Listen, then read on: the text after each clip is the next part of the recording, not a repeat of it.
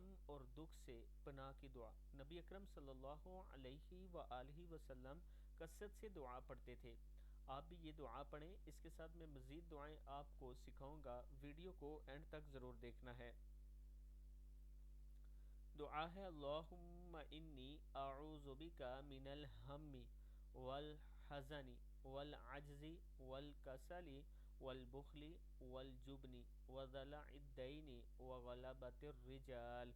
پھر پڑھ لیں اللہم انی اعوذ بک من الہم والحزن والعجز والکسل والبخل والجبن وضلع الدین وغلبۃ الرجال۔